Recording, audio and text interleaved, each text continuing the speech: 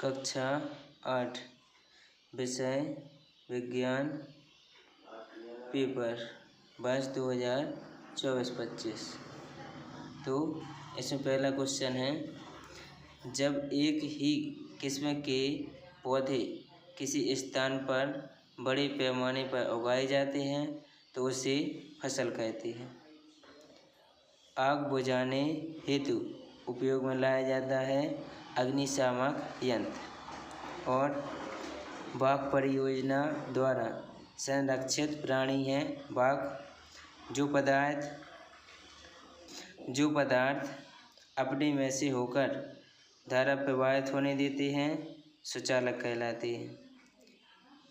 कोई वस्तु आवेशित है या नहीं, इसकी पहचान के लिए किसका उपयोग किया जाता है? विद्युतदर्शी का। आगे देखेंगे, जून से सितंबर माह में खरीफ की फसल की बुवाई की जाती है, और सूर्य का प्रकाश कौन सा प्राकृतिक संसाधन है? अक्षय, जो क्या न हो, कभी नष्ट न हो।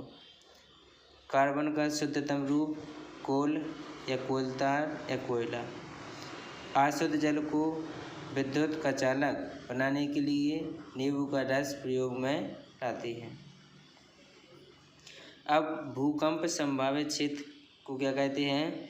भूकंपी क्षेत्र या भ्रंश क्षेत्र।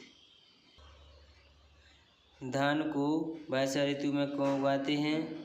क्योंकि धान को क्या होती है, पानी की अधिकता के कारण वर्षा ऋतु में उगाते हैं। कोयले से प्राप्त उत्पादों को छांटिए। कोक, कोलतार और कोयला। IVF का full form in vitro fertilisation. In vitro fertilisation.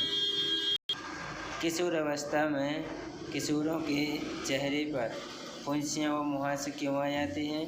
क्योंकि क्या होता है, वह हार्मोन्स की वजह से। पेशीय बल किसे कहते हैं? मांसपेशियों द्वारा लगने वाला बल, तो उसे क्या कहेंगे? मांसपेशीय बल या पेशीय बल। तड़ित से अपनी सुरक्षा के उपाय को बताइए। स्नान न करना, विद्युत लाइनों से दूर रहें, ये सब चीज़ें। और ये ईंधन के रूप में LPG और लकड़ी की तुलना कीजिए। और जैव मंडल आरक्षित क्षेत्र क्यों बनाए जाते हैं? कोई एक जैव मंडल आरक्षित क्षेत्र का नाम लिखिए। अगला क्वेश्चन है, लैंगिक जनन और अलैंगिक जनन में अंतर। किशोरावस्था में लड़कों में होने वाले कोई 3 परिवर्तन बताइए। लंबाई में वृद्धि हो जाना, दाढ़ी मूछ आ जाना। बल किसे कहते हैं? किसी वस्तु को खींचना या ढकेलना क्या कहलाता है? बल।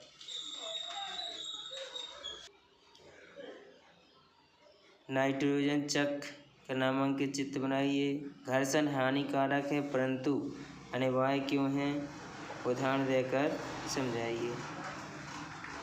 और ध्वनि किस प्रकार उत्पन्न होती है? ध्वनि उत्पन्न करने वाले 2 वाद्य यंत्रों के नाम, जैसे ढोलक, सितार, हारमोनियम।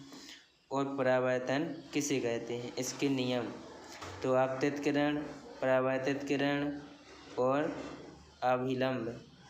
ये क्या है? चित्त है। आपतन कोण का मान परावर्तन कोण के मान के बराबर होता है, तो कोण I बराबर कोण R। कोण I आपतन कोण, कोण R परावर्तन कोण। और इसके नियम है कि आपतन कोण का मान परावर्तन कोण के मान के बराबर होता है।